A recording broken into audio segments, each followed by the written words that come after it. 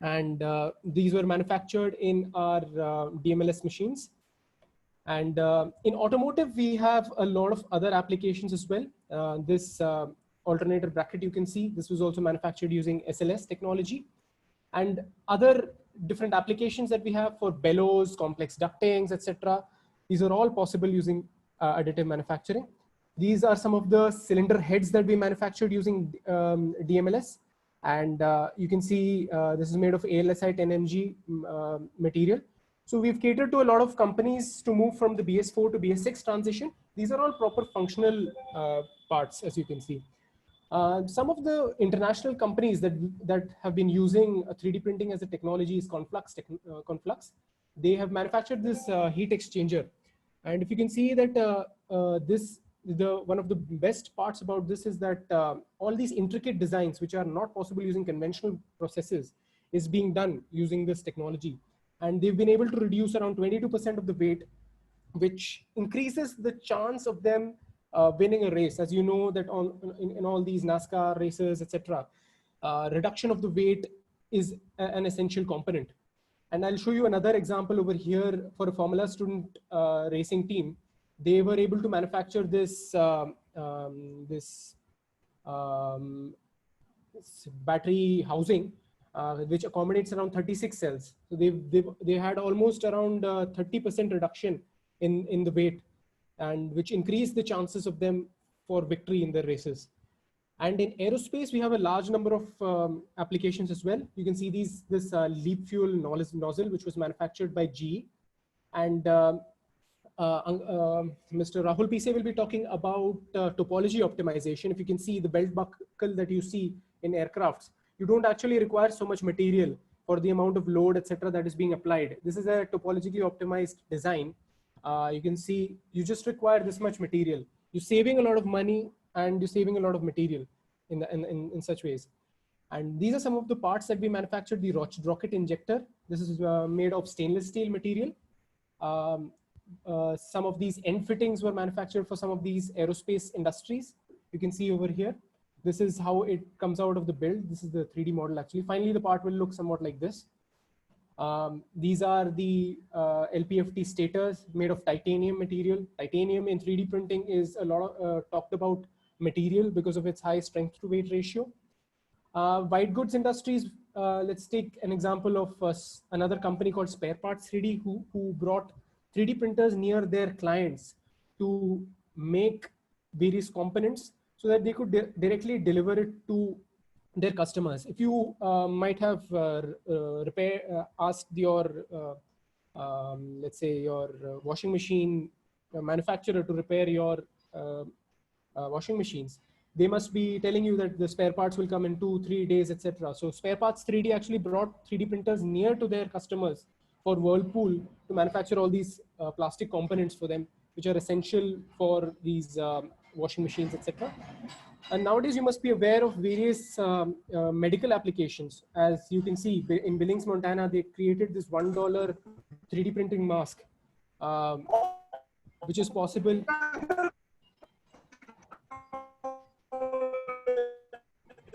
Hello. Hello. Yeah. Hello. Yeah. Hello. Yes. Yes. Actually, I heard some disturbance. So I was wondering. Okay. I am just muting this participant, Raj Krishna Shahi. Okay. No issues. No issues. No issues. No issues. Yeah. So next, some of the medical applications that we worked on, I'll show you that. Like there was this particular patient who had to have a knee implant, heel bone implant. So what we did was we took the CT scan of that particular area. He had a cancerous formation over there and he had to have that removed. So removed and an implant in place. So we did the CT scan over here, as you can see over here. And then we did something called as osteoporosis. We introduced a lot of pores structures inside so that the tissue grows through inside this particular component. If it's completely flat, it will become septic. And first we manufactured it using SLS and we showed it to the doctor to assure them how, to show them how the final part will look like. And then finally we manufactured it using the materials, titanium, and then we sterilized it And this is how the final part looks like in the X-ray. Other applications, as you might be aware, certain companies in Italy, they were able to manufacture these replacement valves, etc., for using reverse engineering. So it has saved a lot of patients' lives using 3D printing technology, and these face shields, etc., manufactured using 3D printing. Now in space, they've been able to bring this zero gravity, this 3D printer, which can manufacture a lot of parts in space itself using 3D printing technology. And like you can see over here, Barry was able to manufacture this component. So they did not have to carry so much load from Earth to space, but rather they could use this 3D printer, which could manufacture in space itself, saving a lot of cargo, so they can have a lot of other important cargo from Earth itself. And ISRO has also been one of the early adopters in for 3D printing, metal 3D printing. And this is another example of Relativity Space, who manufactured these various engine components for their Eon engine. This is also fully 3D printed. And this is a satellite structure that was manufactured, Arcade 300. This whole torus structure was manufactured using 3D printing. In oil and gas industries, Royal Dutch Shell has been one of the early adopters. They've brought in 3D printers into their companies and manufactured a lot of these components. We have also helped a lot of 3D printing companies. These are some of the semi-closed impellers that we manufactured for a lot of oil and gas industries. This is made of stainless steel material. You can see all these intricate features, all these veins, etc., that are present inside, which are very difficult to manufacture using other technologies. And this is another closed impeller that we manufactured, and we manufactured the world's largest semi-closed impeller, which is 380 size, and it's actually a big record in the industry.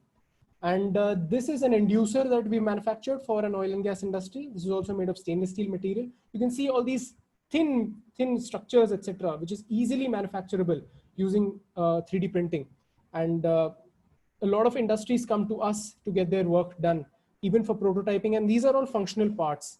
You can directly use this in the application. So it's no more a prototyping technology, rather it's a technology for functional parts as well. Now we'll move on to the next portion of the presentation, where Rahul sir will be talking about the topology optimization. And I'll hand over the thank you this thing to Rahul sir. Yeah, thank you. Thank you, Ashish, for introducing Objectify, as well as taking us through our applications, our impact on the industry in different segments, as well as the international case studies where how it is evolving. It's a good flavor for people to take notes and have a mindset that this is the future, this is the way people will start producing things, and the skills and the knowledge has to be built accordingly with the student community. So it was really appreciative. Thank you so much. So let me go through the content that I'm going to present. I'll then share, I'll give you over. You can share the screen? Yes, please. Okay.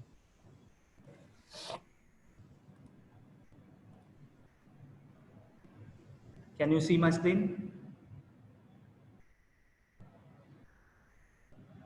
Ashish? Yeah, it is there. Yes. Yes, sir. It is clear. It is clear. Okay. So, first of all, introduction about myself. I'm Rahul Pise. I'm General Manager for Design and Operations.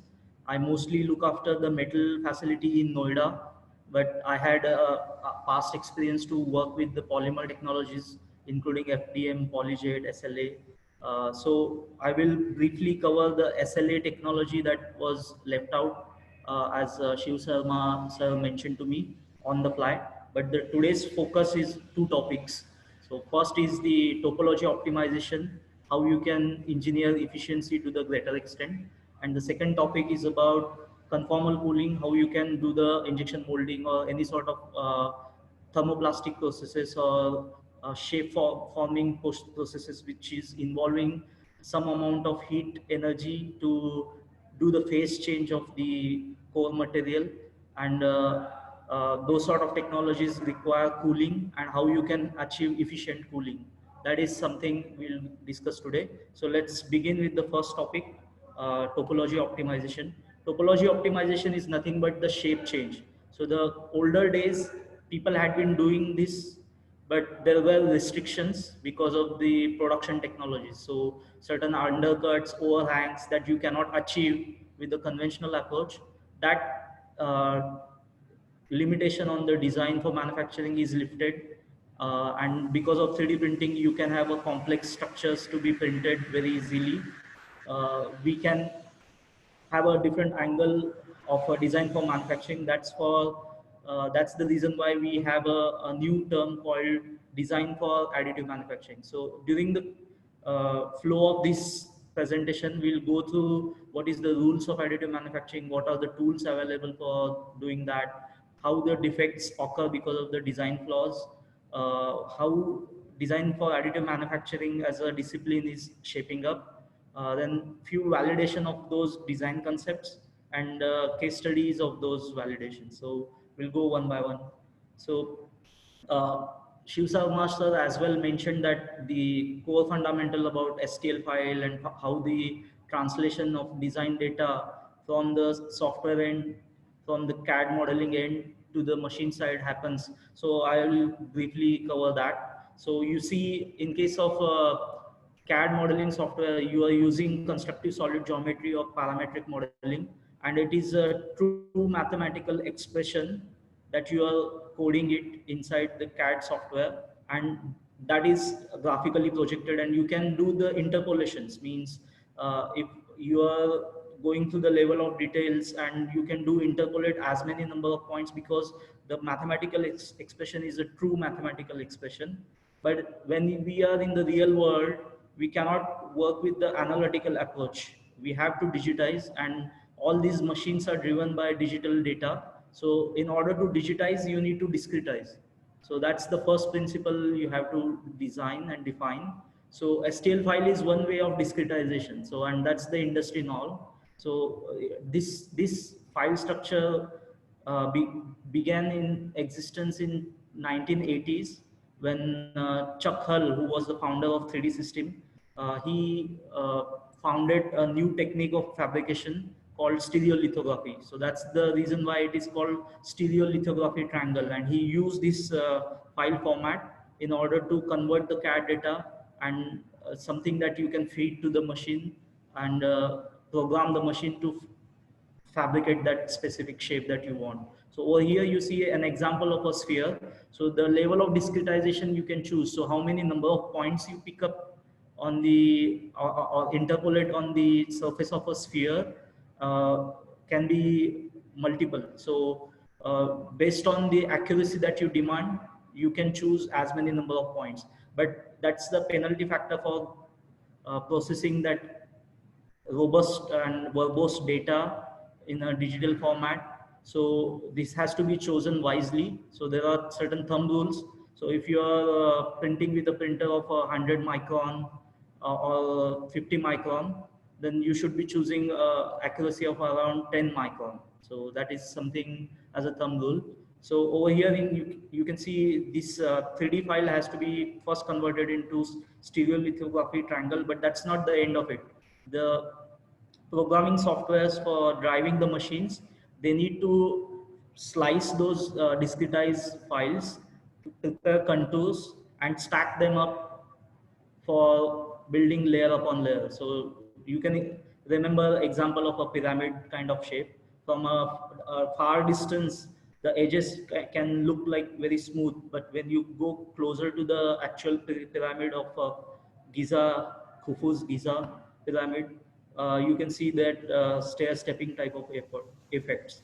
So uh, in order to avoid the stair stepping effect, you can have the each layer to be as small as possible. But again, it comes with the penalty factor. So similarly, as I mentioned, the file size become bigger for STL.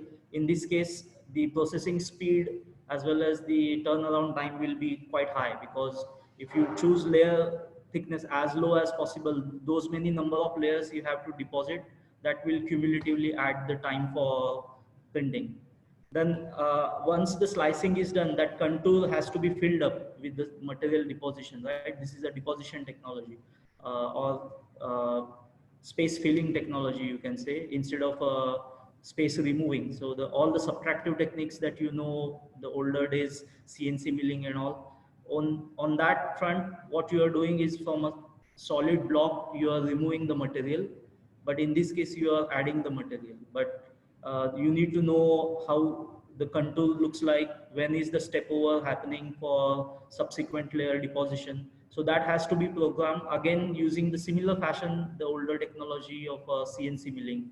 So in CNC milling, you know the ISO codes, the G and M codes. Similarly, the tool path file preparation happens in 3D printing as well. So the FDM is a very popular, and desktop machines, you can buy it as a toy as well. That's the first level of entry. People use it.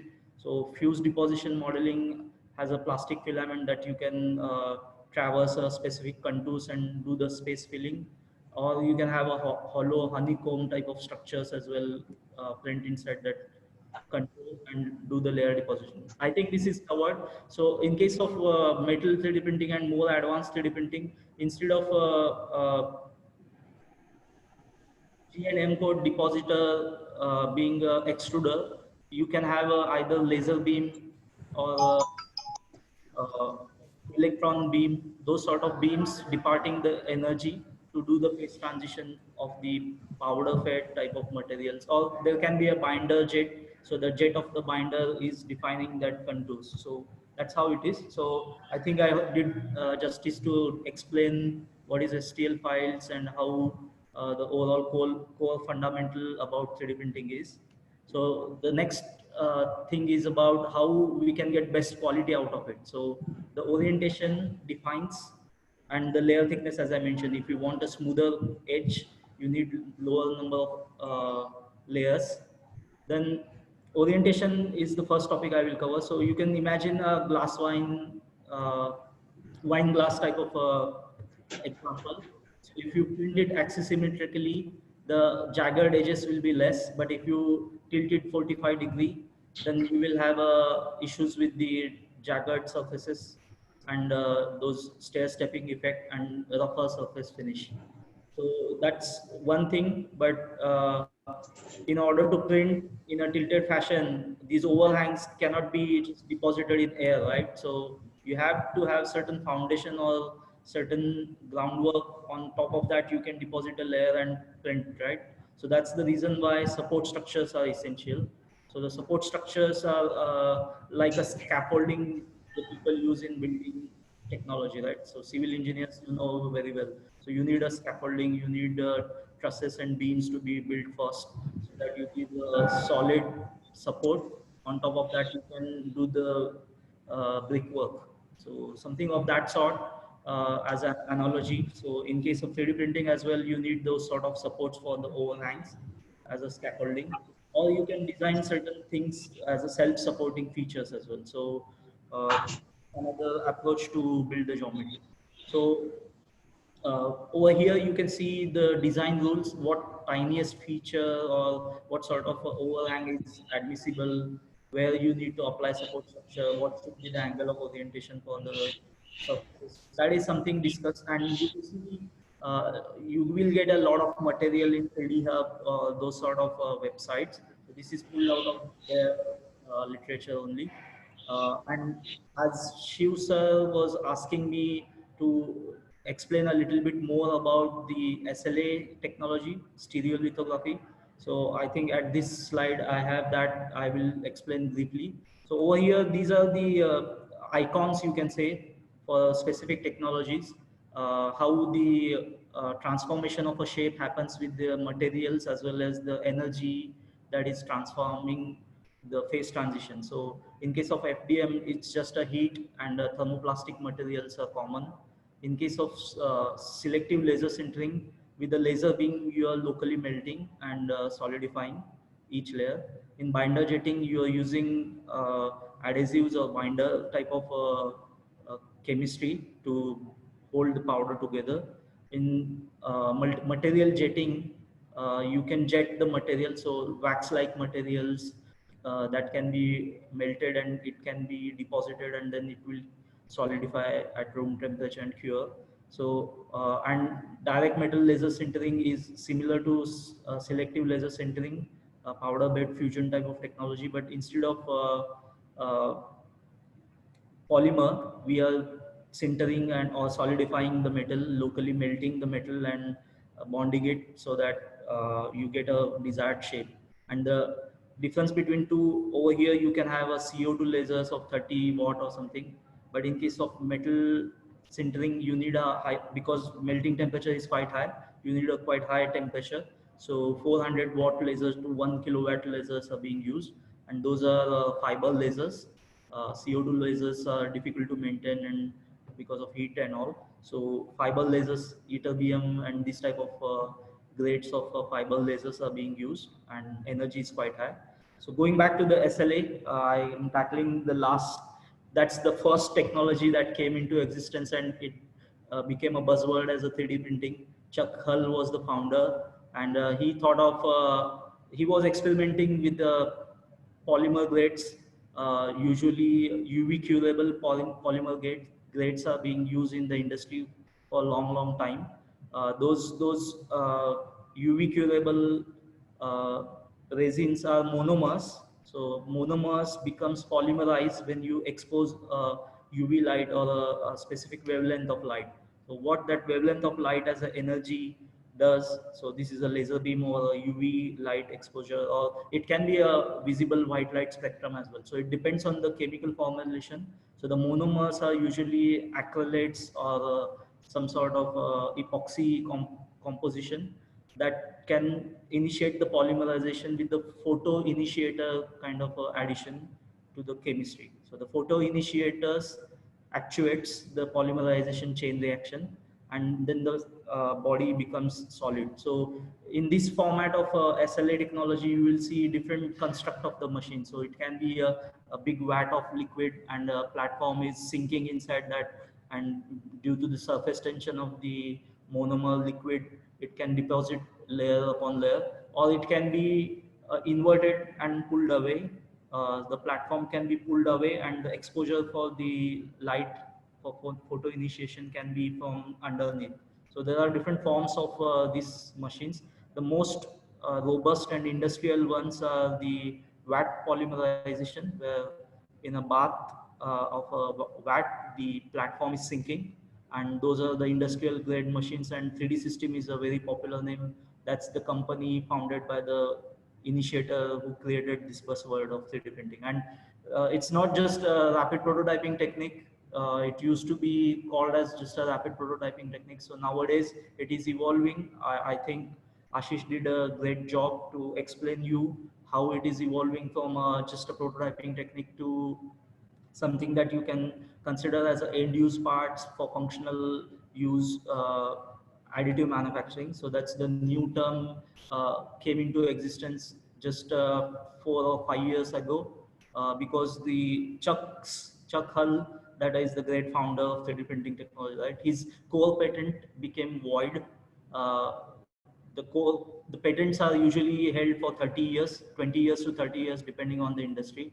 And once it is void, then there is a freedom to practice. Anybody can jump in. So since that core protective measures of a patent was nullified, then a lot of players came into uh, existence in this segment of industry. They started innovating, they started making desktop machines. So FDM was the first one because it's easier to put on a desktop of any shop or any, yeah. And similarly SLA as well, Form Labs is another company, they made a desktop machines. So that's how the industry started evolving, and the term additive manufacturing, just then rapid prototyping, came into existence as a buzzword and started getting attention. But again, there is a hype, media hype, and you need to practice, you need to learn, and you go into troughs of disillusionment, and you need to come out of that rut and demonstrate the best value. So that's how Objectify had been pouring in a lot of energy and leading the Indian market to adopt this type of technology for additive manufacturing. So the guidelines wise, most people feel that their first attempts are always failing in 3D printing. The reason being the design considerations are absent. So the conventional designs that you do for just CNC milling, casting, forging, those won't work very easily in 3D printing. You have to do certain due diligence and proper considerations, and using these type of tools that are being developed by some academicians as well. So Purdue University did some effort and they prepared this type of a scoring system. So you can rate your design and understand the risk profile.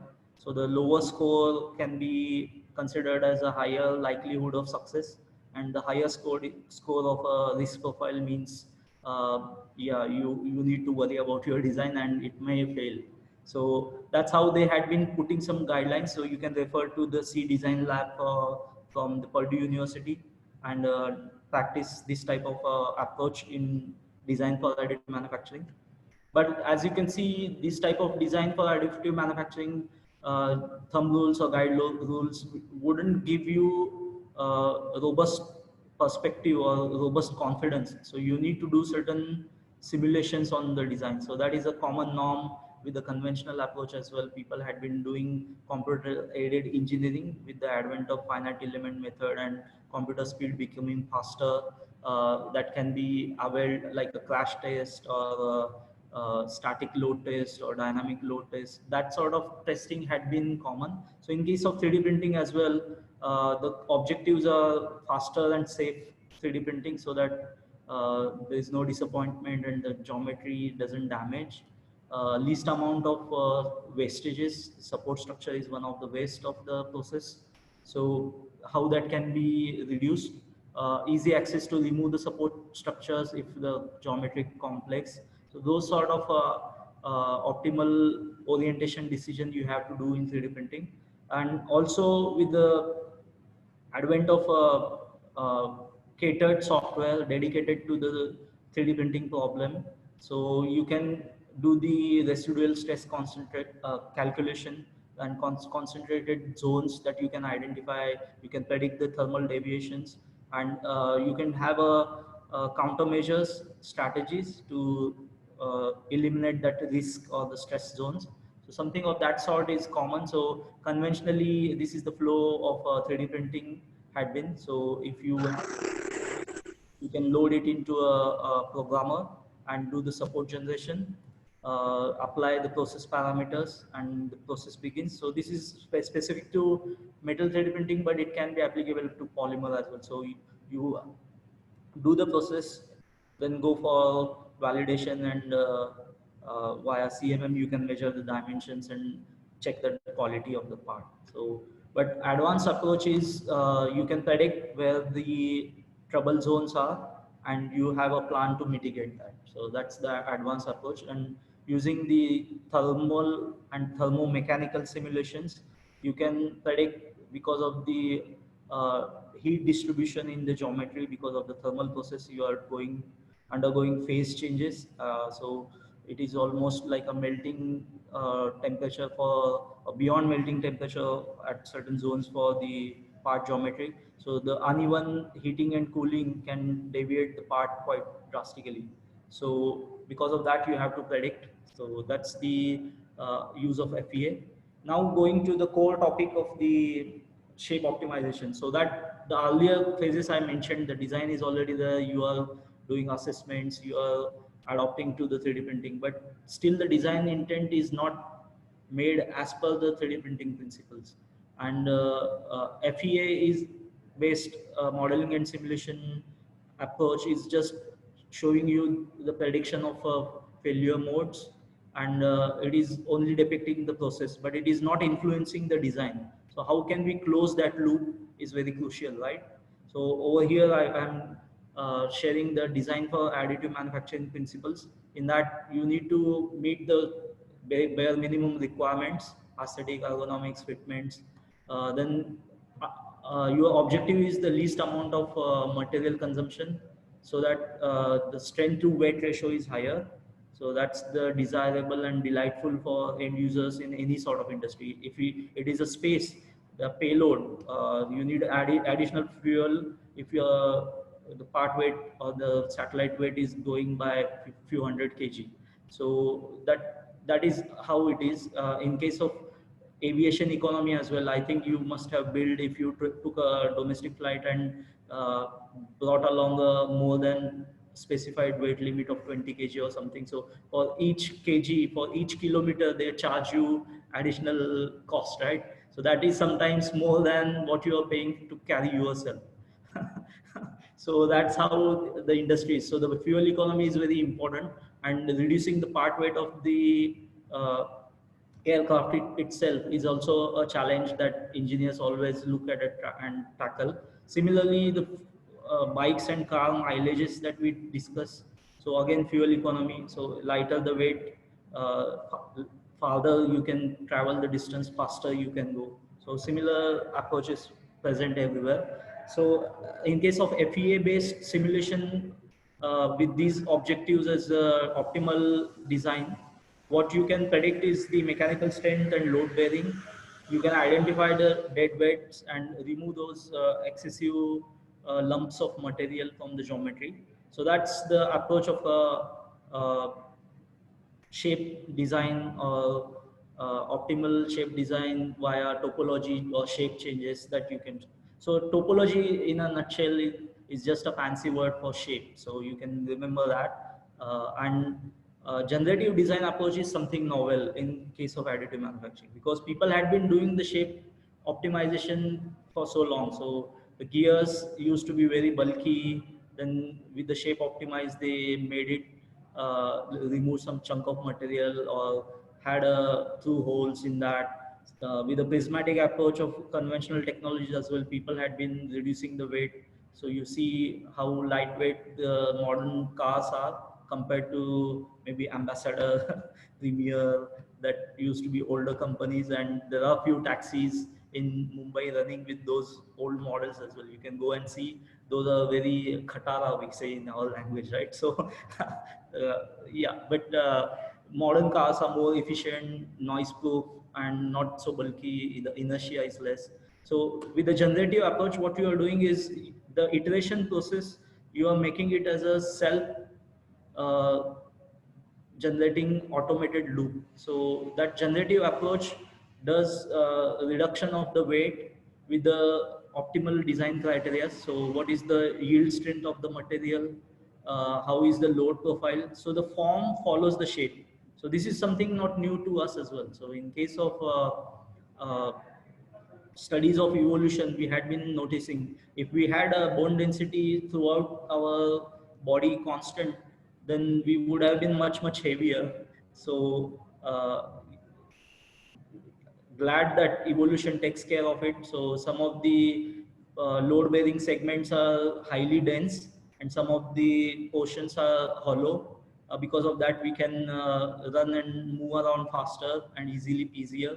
And similarly, even going further with the birds bone structures, they are even more lighter because of air pockets. And you see the shape optimization is happening, which is imitating exactly like a nature. So nature is the best optimization in engine, and we can learn from it. So even the first flight is inspired by the flight of a bird.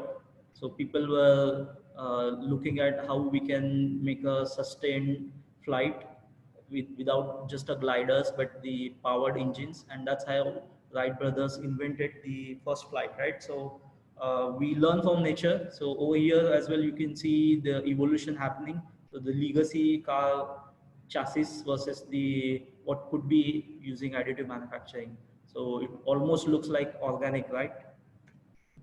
Then what are the tools available in market for doing this type of design for additive manufacturing? So this is a very crowded and cloudy area with a lot of ambiguity. So there are islands of success and excellence.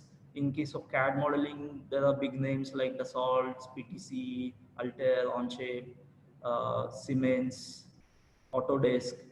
Then in case of CAM processing software, especially for 3D printing, the Materialize, Magix, Netfab, all these type of players are quite prominent.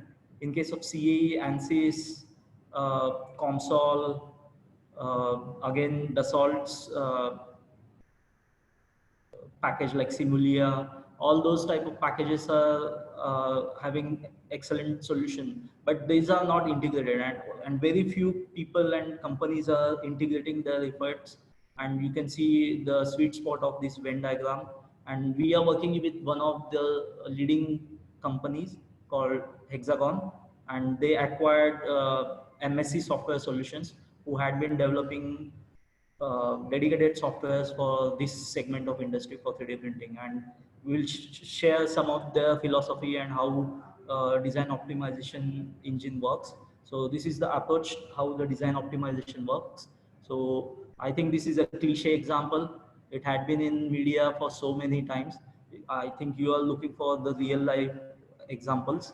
So, but the approach is like this. So you have a certain bracket to be designed, which is a very overweight with the intelligent smoothing, and you can design multiple children with the very organic and optimal shapes, and you can pick one of that and do the manufacturing validation simulations that I earlier described as a modern approach versus the conventional approach. So this gives a confidence whether it will be optimal as well as producible. So those two criteria need to be satisfied.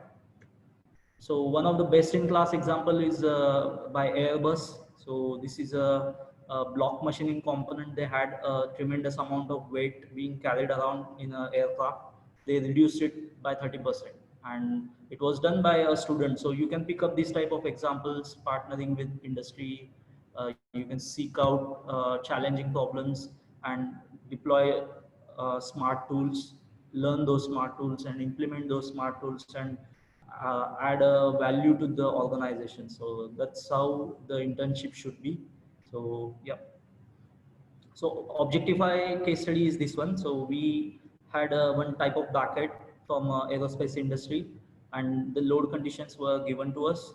So first of all, we went ahead with the conventional design and made a process plan, which is the best optimal orientation, predicted that without deviation we could fabricate the part. We did predict how much amount of load bearing capacity is, whether the design is safe or not, with the loads that it has to bear, uh, and predicted the zones of concentrations of stresses and where the yield failure can initiate or crack might initiate. That sort of understanding we did. So the yield stress was around 4 megapascal in this case, and that's with the factor of safety of 4. So the loads that they are going to experience in the actual field duty, we added 4 times more. And we need to be sure about material properties as well. So we do the tensile coupon making and tensile strength check with the tensile test machines that you might see in your university as well. There might be a couple of machines like this in your material characterization labs. We did the CT scan for identifying any sort of defects if there are. Customer did the load bearing capacity test at their end as well. So everything was well and good, but still the part weight is something that we took as our own challenge. Since it is going for aerospace, it's already at the optimal. So you can see there are void areas removed. It's not just the flat plates. Imagine conventionally from a solid block, how much amount of time and effort will go. And if it is a super alloy, which is very difficult to do milling or machining, it's also challenging. So I'm also looking forward to show how the optimization and tackling all the challenges at once works. So this is one example case study. We took it further and did further optimization, and we hope that this proposal goes through and the customer is delighted, because the potential is 50% weight reduction. So every gram you save is a payload cost for this type of solution. So And also the von Mises stress criteria reduced with this design from 2 megapascal risk profile for the loading condition to 1.7 megapascal. So you are increasing the strength to weight ratio, reducing the risk profiles. That's the ultimate delighter. Yeah. So that ends my presentation for the topology optimization and generative shape design. So what we are talking here is integrated approach. So this slide shows how the integration and concurrent engineering is very crucial. So I will stop here for a few moments, and if Shiv Sharma sir can ask a couple of questions, then we can discuss that for a couple of minutes. Then I will go to the conformal cooling channel. Sharma sir. Yeah, so there are, I think, already several questions in the chat box. Yeah. Maybe if you can have a look. There are some general questions like which 3D printer is the best one, and then some of the questions have been answered, although, but still if you want to tackle, for example, difference between 3D printing and additive manufacturing. Yeah. I will So ask these two questions because again the time is less, so I cannot take many. So I pause in between because I want to engage the audience and answer to some of the curiosity. But otherwise, if I just do the monologue, because this is not a paid, yeah, so that's why I stopped here after I completing. think you can continue with the conformal cooling, then we will see in the end actually. Yeah, but these couple of questions I will immediately ask. I got one Okay, which is the best 3D printer. Any novice people or student community always have these type of questions. Even when yes, I was first entered into industry, I was asking the service providers as well, oh, which is the best deal that you can offer to me? So it's not new to me. People ask this type of questions quite often because they come from a background that they don't understand the problem definition, what they are seeking out. So first define that, because there can be just $100 printer to $100,000 printer to $1 million printer. So the order of magnitude is scaling up because of the reliability, quality, and what you are trying to achieve out of it. So I can share one example, just making toys for kids, friends, or just smaller tools for some sort of a ratchet or door opener. In case of this COVID-19, people had been anxious to touch certain surfaces, right? So for the door openers, they made some small handle which can engage with the doorknobs or the door handles, and you can open it up. For that sort of cheaper applications, or even the face shield structure and those sort of applications, people had been using FDM 3D printer because that's the best choice. So which is the best 3D printer is always a subjective answer, because depending on the use cases, you have to look for what material properties, what sort of design fidelity and accuracy that you want to achieve out at the end of it. Compare that with the 100,000 printers. As I mentioned, 100,000 category is design series printers. So those are just a show and tell. So with the PolyJet technology, similarly like SLA, in case of PolyJet, they use monomer acrylates, and those are then solidified with the UV light exposure on the fly. But instead of liquid bath, that liquid is jetted.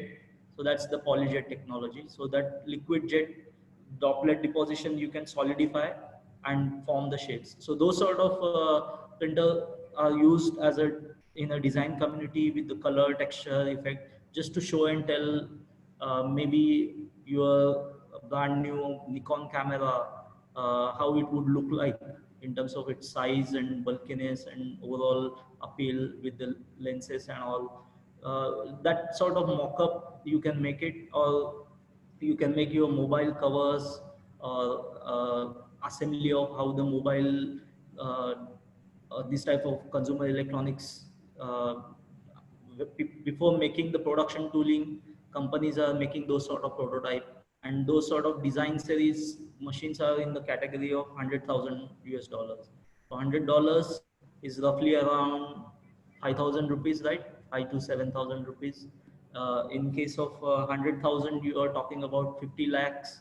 But the printers that we have in the category of $1 million. And why? Because the degree of fidelity that we want for any sort of a rotary component of a engine.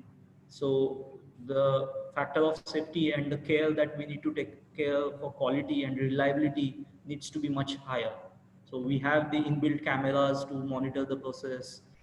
We had took care of a lot of gate stages to ensure the quality, and the machine itself maintains service temperature as well as calibrated laser beams. So all that adds up as a cost, and that's how the fidelity is the key. That's the answer for best printer. So what you desire, what is the fidelity, what is the best use case scenario. And the second question you asking was regarding, could you repeat the second question, Shiv Sharma sir? Yeah, so basically I think it has been answered, but still if you can take it like difference between 3D printing and additive manufacturing. So on the flow, I answered, hinted the answer, I may say, because in case of prototyping, you don't want that sort of fidelity. So it is just a show and tell type of mock-up. It can be fragile, it can be brittle. It doesn't have to endure the service life. The material strength, durability, and endurance is something that is not being investigated as a process wise. So the fidelity of the process is something just to show and tell. That's how the 3D printing is being used as a rapid prototyping technology in the past. But now it is evolving as an additive manufacturing discipline altogether, with the investigation and level of detail going in for increasing the fidelity of the process and the reliability of the components that come out, and hence the quality improvement. So that's how the industry is evolving, and how you can separate between 3D printing versus additive manufacturing. So it is a misnomer as a 3D printing. 3D printing third dimension is just the offset being added. It is exactly like a 2D printing. The contour area, you are printing like space filling using different means, but the step over to the subsequent layer is adding the third dimension. So that's how I would describe it.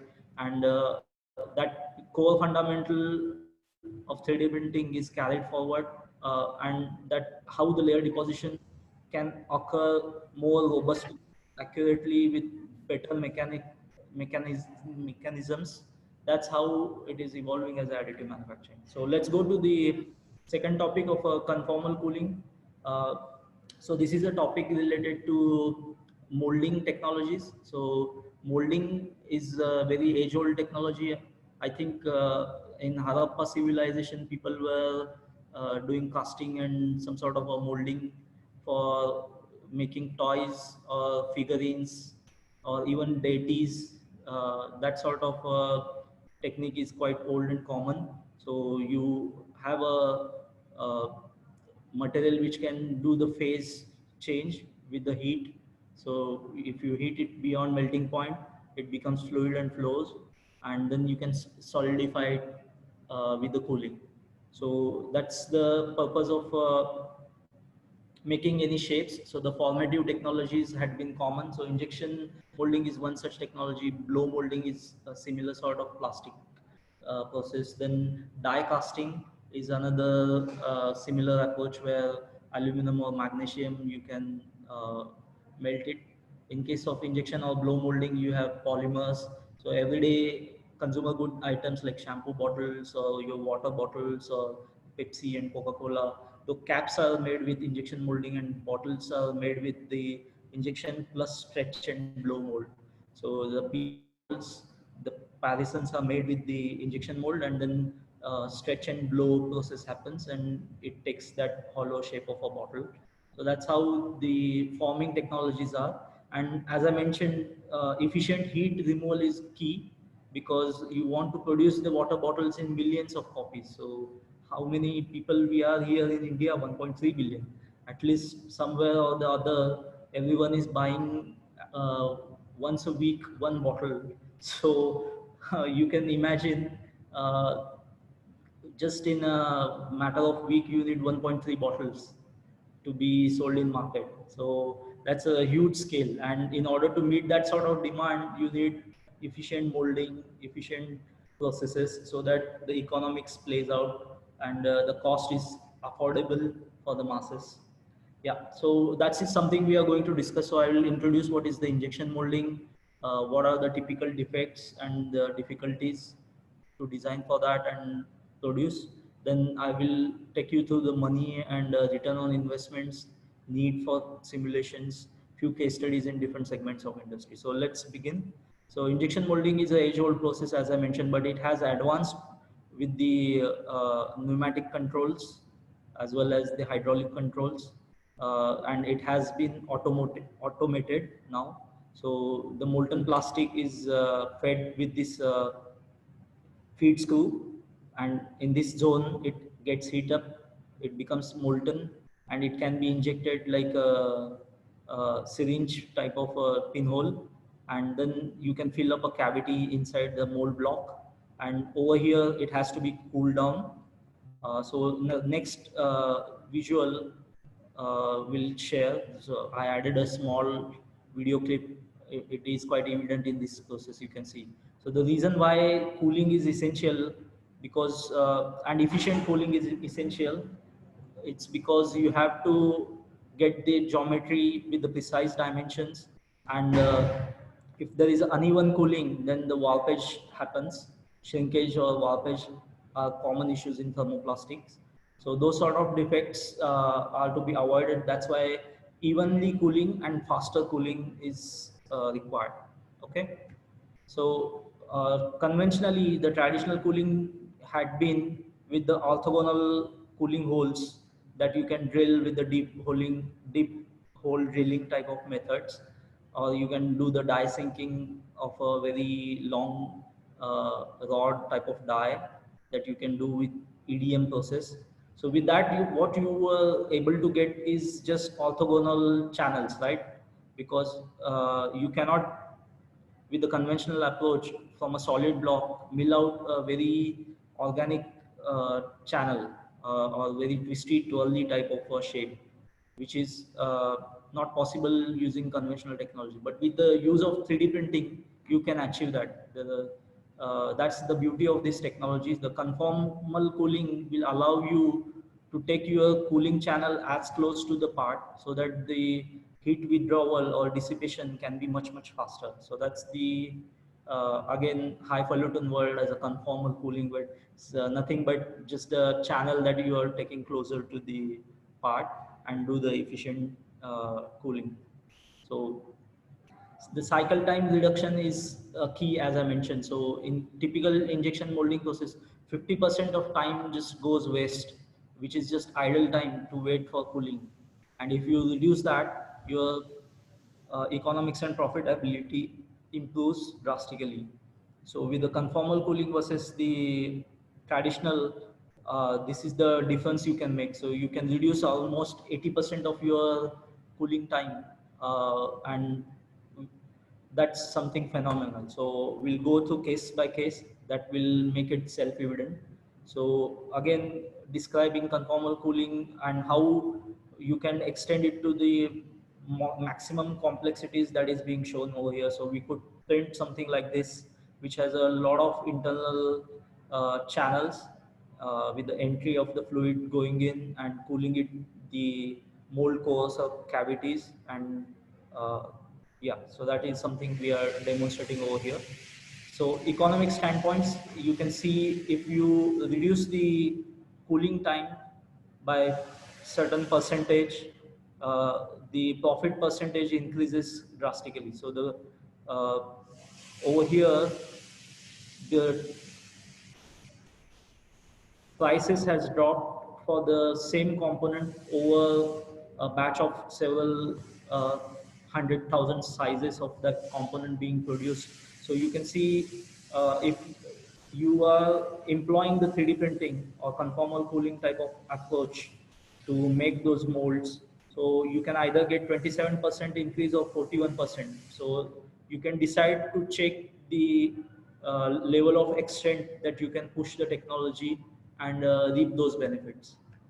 So these are some, again, few thumb rules. People ask us that how thinner or how tinier the cooling channels we can achieve, what should be the distance between them, whether they crack open, all that sort of questions are common as well. So we give this type of thumb rules, but we do the design with simulations. So over here, one of the example, you can see how the heat zone or hotspot in a particular component would be, and how we can target that hotspot to take out the heat faster. So over here, one of the example, again, you can see some of the tool makers recommend better thermal conductivity material like beryllium copper than the conventional tool steel. Then you can reduce time by this much percent, so 33 second to 16 second. But if you employ 3D printing and don't sacrifice the strength of material, go for the tool steel, but still there is a drastic difference. Almost the time has reduced by 66%, right? Over here, it's just close to 50%, but the time has reduced 66% without sacrificing the strength of tool steel, without sacrificing the durability and service life of the tool. So these are few another examples I will just walk through. So this one was reverse osmosis, those water purifier plastic parts that you see. So again, we help them to achieve the best strategy to produce it faster. So overall, you can see normal cooling versus the conformal cooling. There's a tremendous ample amount of opportunity to influence the process, and I think people understand in numbers better. So that's why we presented over here. So we had been serving this type of technology to 100 more projects.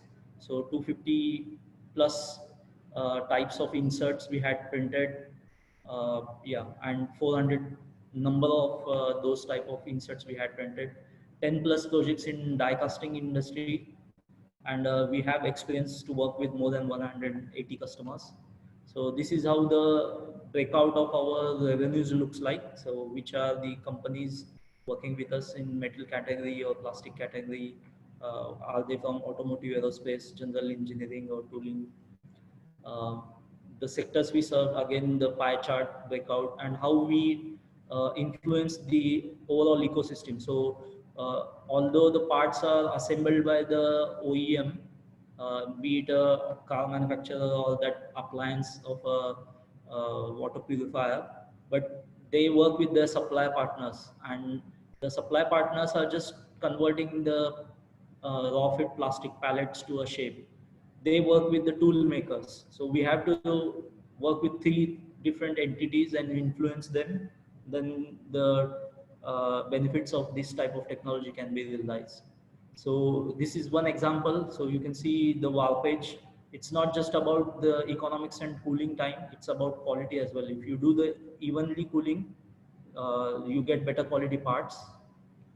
Another similar sort of example. So the core, how slender it can be, and how the cooling channels can be keeping a bracket of a water column and remove heat faster from the trouble zone. This is a vacuum cleaner example, syringe example, caps and closures.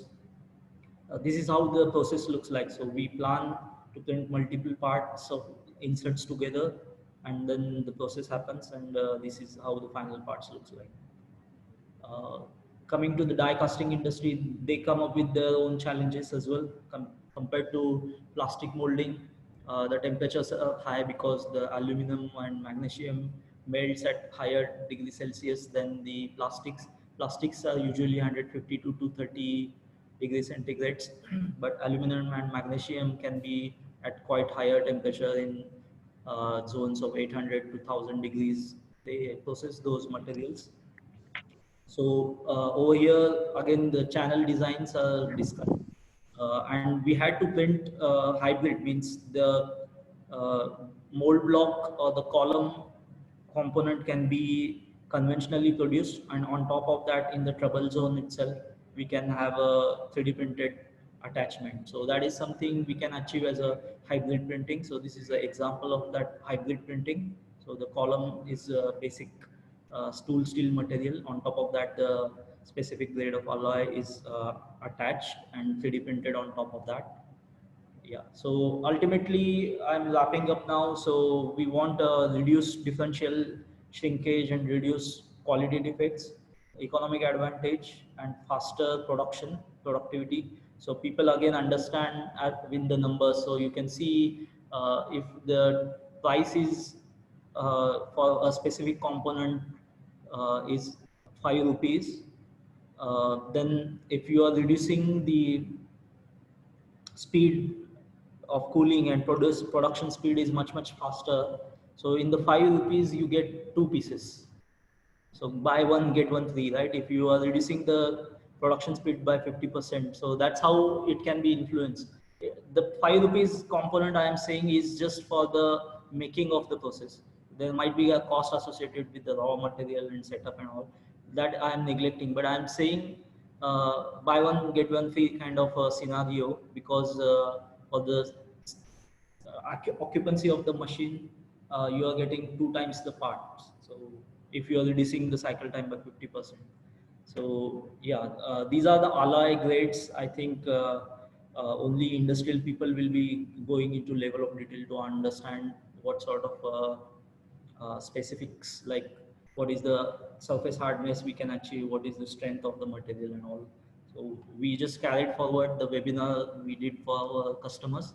So for your benefits, you can take notes of what sort of grades we can do the tool steel making as well. So that's all. Now we can take a couple of questions, and we are closing to the end of the webinar time. Yeah. Thank you, Rahul. I think there was a question asked in the beginning. Abhishek, did you ask that question? Abhishek. There was one question in the beginning. Abhishek. Hello. Yes, sir. I asked. You can ask again. Yeah. Okay. Sir, I would like to ask if I create the part through casting, like engine component, and if I create the part like through 3D printing, so which have good material properties, and if we both consider the part, then which one is better? So conventional, could you mute it so I can? Yeah, Abhishek, you can mute now. Conventional casting process has its own troubles as well. So when you are going for conventional casting, the molten media you are pouring in a cavity, and again there is no way to dissipate the heat faster. Uh, in case of just sand casting example I am saying, or even if you go for investment casting, the cooling is uneven. So the thinner sections will cool fast, and the bulk portion of the geometry will be cooling last. And as you know, when there is a differential cooling happening, there are issues like warpages and shrinkages, as I mentioned. But on top of that, there is one more issue in case of conventional casting of aluminum or those sort of materials. What happens when you are cooling it?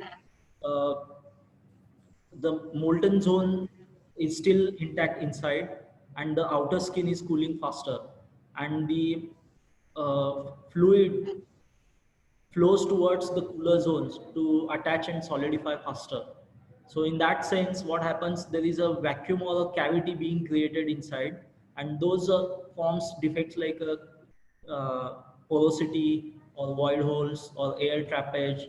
That sort of defects are quite common in sand casting industry or investment casting industry.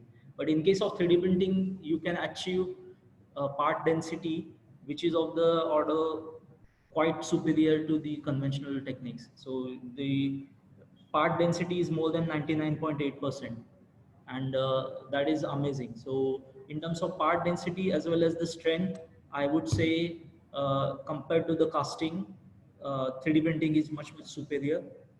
But again, the if you do the comparison against the forging technology, so you know in case of forging there are grain boundaries forming, and uh, the the overall lattice structure of the metal is such that it does the better job of load bearing as per the shape of the geometry because of the process, inherent process. So I would say if you want to rank the technology to calibrate the performance in terms of strength and durability, you can rank it as a forging on the top, best quality, uh, then 3D printing, then CNC machining, and then you can rank the casting techniques. Yeah, that's how. Next thing I want to add on, like a lot of people have this doubt, like why should we not go for additive manufacturing over the casting, right? I think that is another doubt that they have. So I think that you have to understand, if for high volume production, you definitely go for another process like casting, etc. But for, let's say, prototyping, functional prototypes, you want to check out the engine, etc. Like as I showed in the BS4 to 6 transition, you want to try out the first few functional prototypes. So in that case, you would definitely go for a technology like 3D printing because it will be cheaper for you in that ways. In case if you're going for like thousand plus parts, then you'd go for casting, right? Yeah, I will add something on top of your Yes. comment, Ashish. So where Ashish is addressing is mostly on the economic fronts. So what I described from the pure biasless technology front, if you are looking at with the technical perspective, which is the best quality, that had been addressed. I think I Yeah. uh, explained that in detail with the ranking as well, with the strength and all. But when you want to look at the, you bring in the factor of cost and the economics, to judge based on what is the batch size that you want to produce, Right. how efficient it has to be, uh, how much is the initial investment cost for the tooling or the setup of the infrastructure for manufacturing in batches, and what is the running cost. So if you're going for same sort of components like water bottle, as I mentioned, injection molding is best for making water bottles, because using 3D printing we are making it even faster, right? Why do you want to print a cap bottles and use it? That is dumb, because it is too slow, and the quality doesn't match the injection molded parts, and the per piece cost as well. So you would waste precious 3D printing polymer grade and make a very cheapest kind of parts. But when you are not having that injection mold tool prepared and you are looking at variety of designs, then does it make sense to make tooling for all those designs which are not going to be sold in market? That is a throwaway cost. So you would go for 3D printing to just quickly check. So it's like that kind of back and forth dance or tango being going on in the industry. So in early design phases, 3D printing and rapid prototyping phases, or trial basis and small batch production, 3D printing is superior technology. Then when you are going for the mass production, then the conventional technologies are superior. But when it comes to low volume and high mix, look at the current examples of medical industry, right? They wanted the respirator and the ventilator components in huge numbers because of sudden demand, sudden condition, and conventionally they wouldn't be able to fulfill those demands. And making tooling is not option. So tooling takes at least 3 months to qualify and then start producing, and people are dying. Then 3D printing came into rescue. So all sort of variety of designs can be made, or ad hoc. In Indian context, we call it as a jugaad or frugal innovation.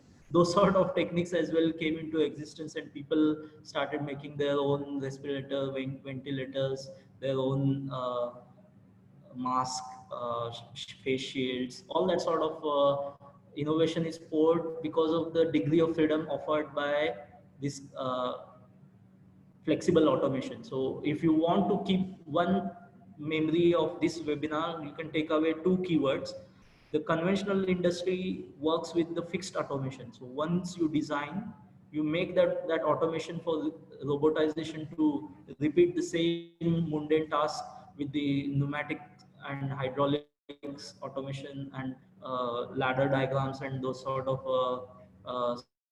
solenoid valves and all that sort of technology that you can use, but it is not intelligent, it is not adaptive as well as flexible.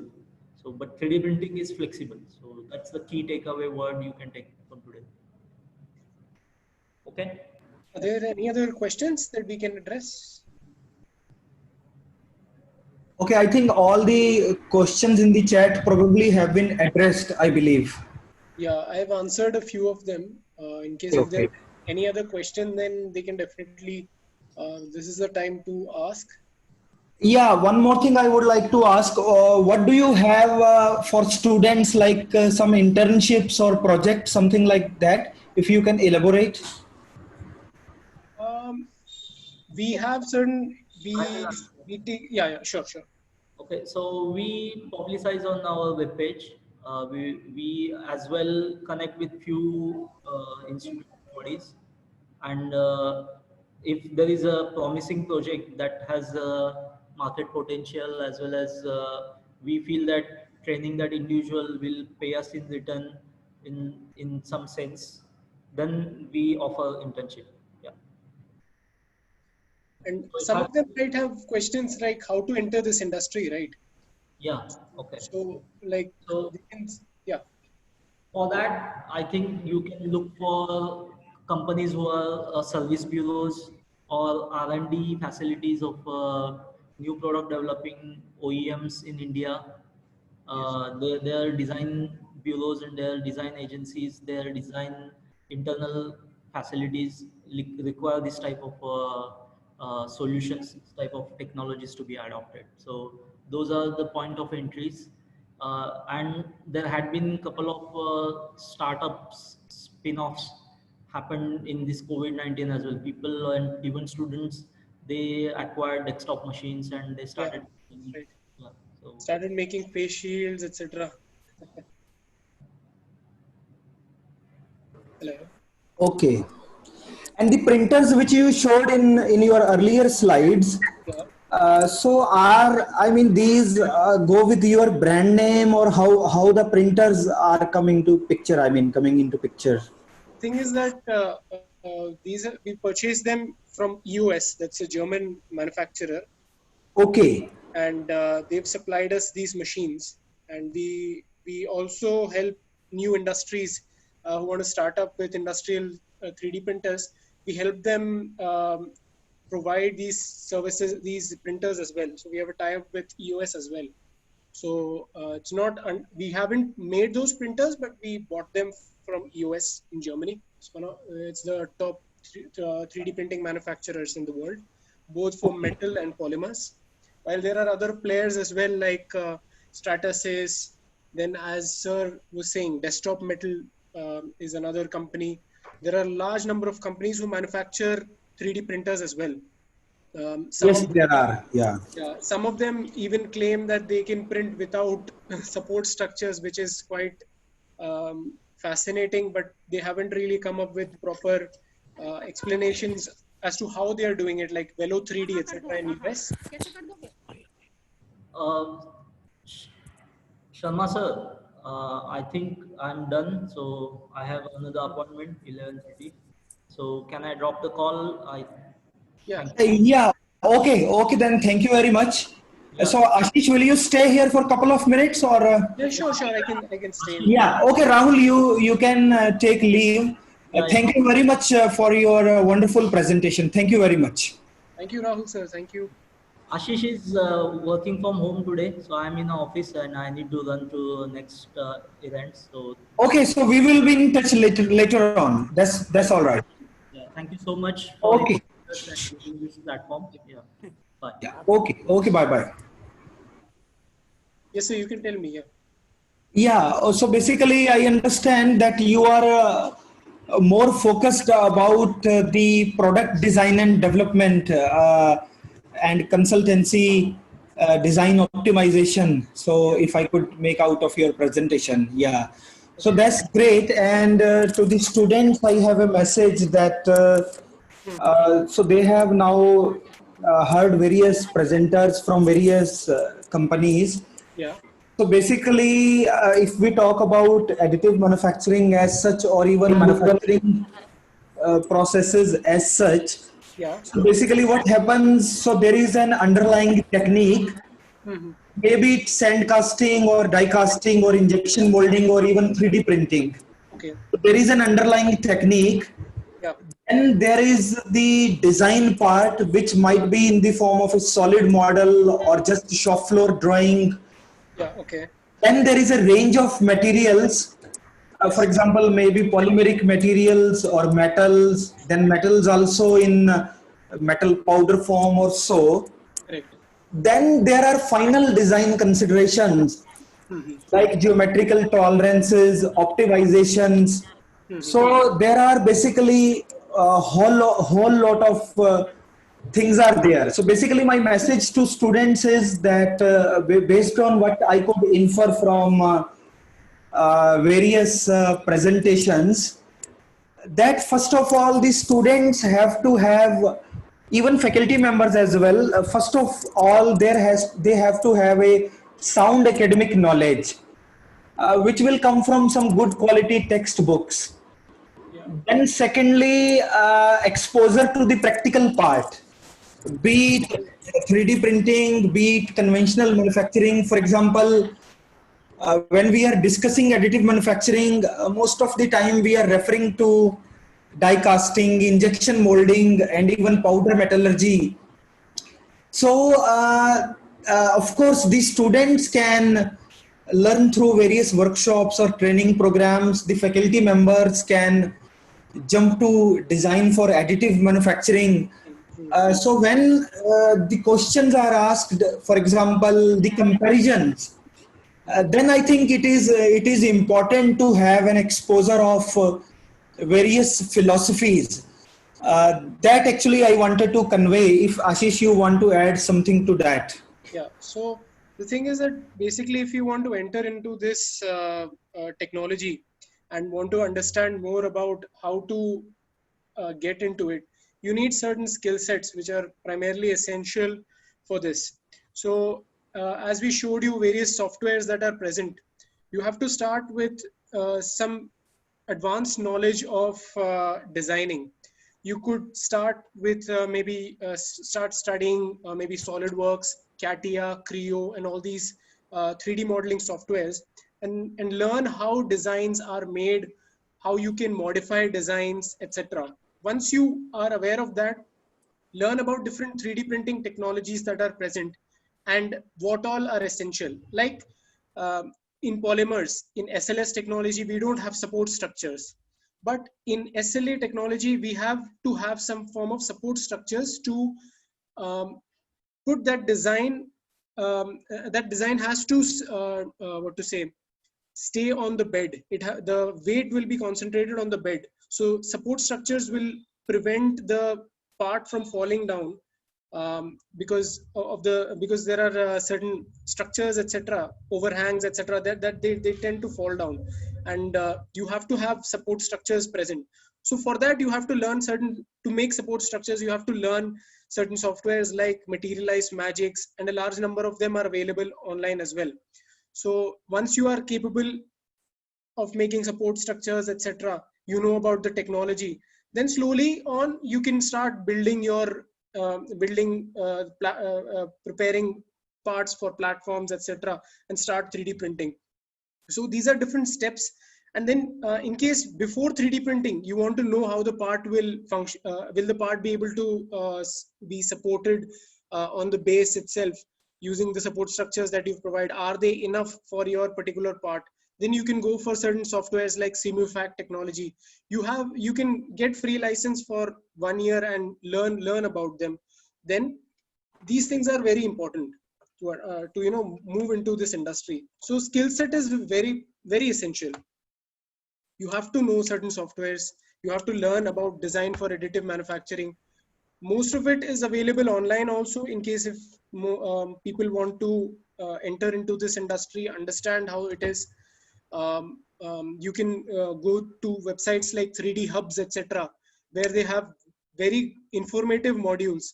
And even there are a lot of research papers online, certain books in Springer, etc., which you can refer to understand different scanning strategies, etc., that is being used for 3D printing, why you should adopt a particular scanning strategy, why is it better for certain parts, what should you do, what should be the layer thickness, what are the different parameter combinations that you require for that particular part.